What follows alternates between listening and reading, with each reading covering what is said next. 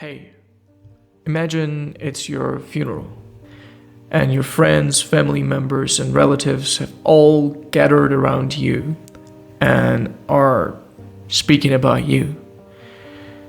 Now I want you to imagine what things would you like them to say about you? Would you like them to talk about your contributions? Or your achievements? Or how great of a family guy you were? Maybe you want them to remember how compassionate and caring you were towards them. I want you to imagine and feel what I'm saying very, very deeply. While to you, this exercise might not seem anything special, but back when I was 15 years old, it was truly life-changing. Firstly, because it made me face the inevitable. Death, my own mortality. But strangely enough, it didn't really bring that sense of existential dread. It brought a sense of wonder and appreciation that I wasn't there yet. It made me braver by helping me realize that I have nothing to lose anyway. That in fact I'm already wasting the most valuable resource that I have, which is time, by living with a constant sense of fear of failure, fear of rejection, or fear of the uncertain future. And yes, there is something oddly inspiring in accepting the fact that everything is temporary, something that I deliberately chose to deny until that point. Secondly, by asking myself the question, what I would like others to say about me when I'm gone, helped me rediscover all the dreams and aspirations I had as a child that I had almost forgotten as a teenager. It made me reflect on what kind of life I want to live and the legacy that I want to leave behind. So this exercise from Stephen Covey's 7 Habits of Highly Effective People was my introduction to the world of self-help books and the idea of self-improvement in general. I know that the self-help genre gets a lot of criticism nowadays, and maybe rightly so, because we all associate the term with fake gurus, expensive courses, and con artists.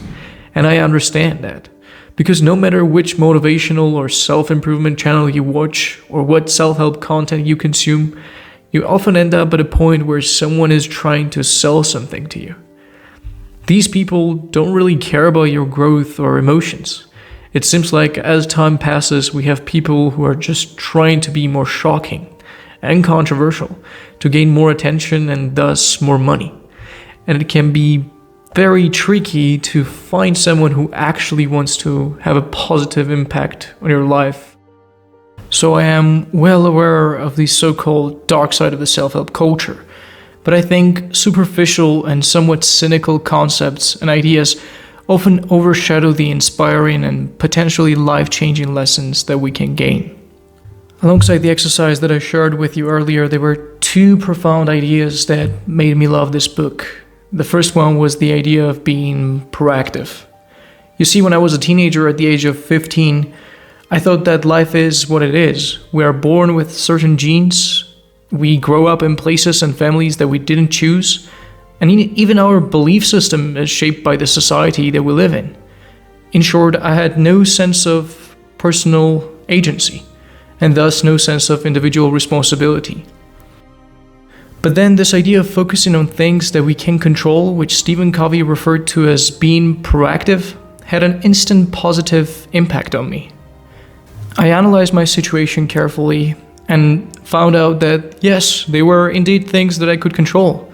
That was my health, my discipline, my knowledge, and my character.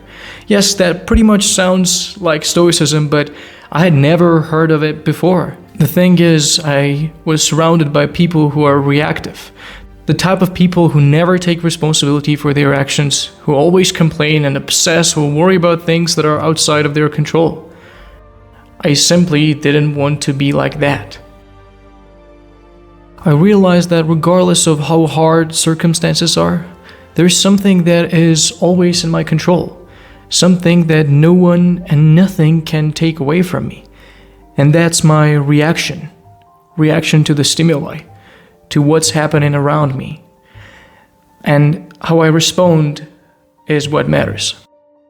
I stopped wondering what had happened before, what opportunities I had missed, and what the future holds for me. I suddenly realized that all the seemingly unsolvable problems were just obstacles that I would eventually overcome. And the ones that were impossible to solve had to be accepted. I had to face reality as harsh as it was. First, I accepted the facts. The facts were I lived in a village of 700 where people mostly grow potatoes and the average yearly income is just $3,000 to $4,000. I didn't have the opportunity to go to the university, to start a business, or to go to the gym, and I had to take care of my family at the age of 16. But instead of making excuses about why I couldn't do this or that, I started to identify areas of improvement that I neglected for so long. Since I lived in a village, I had the most luxurious resource of all: free time. A lot of it, in fact. And internet. I started reading books online, exploring different subjects, learning languages, exercising at home, learning the piano, learning about money and investing on YouTube, believing somehow it would serve me in the future. As a result, after 3 years, I mastered English, Spanish, and Russian. I learned a lot about investing and finance, and I was in a really good physical shape. But I was still unable to make money online, and the money I was making in agriculture wasn't enough, so my belief started to waver. I tried everything but failed again and again, everything from affiliate marketing, YouTube to dropshipping. But then I recognized a simple truth about making money online or offline. It's about supply and demand. I accepted the harsh reality again, the reality that there is no way to make money easily and that I had to have a skill, something that not everyone could do and something that I liked. I remember this day when my friend called me and offered me a job at a construction site. I went there, I talked to the owner, and then I recognized that they were going to pay me just $1 an hour. As a hardworking person, I was tempted for a moment to accept the offer. But then I realized it would mean that I had to waste the only resource I had, which was free time. I remember the second profound idea in the book, which was about sharpening the saw. So the story goes like this. 2 woodcutters were assigned to cut down trees. The first woodcutter worked tirelessly, determined to undo the other, never stopping to rest. The second woodcutter, however, took regular breaks throughout the day. During these breaks, he used the time to sharpen his saw. The first woodcutter mocked him for wasting time and not working as hard. By the end of the day, the first woodcutter was exhausted, and his saw was dull, making it increasingly difficult to cut down trees.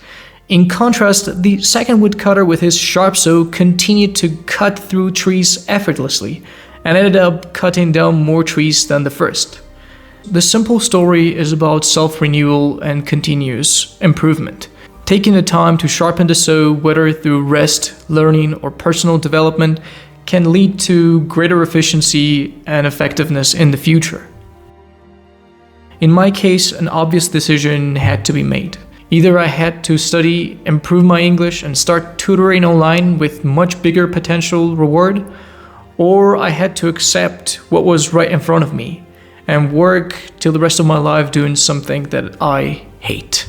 I remember that I came home with this now or never attitude, and I started to apply to all the English teaching platforms available. And after a couple of weeks, I started working on a platform where I made my first $500, to my great surprise. Yes, only $500, but I was the happiest that I had ever been until that point. Since I lived in a developing country, it meant that I had solved the majority of my family's problems at the age of 19. I just cannot describe how I felt at that time. After a few months, I started making $3,000 a month, which for some of you might not be a lot, but just to give you some perspective, in my country, it is a top 1% salary.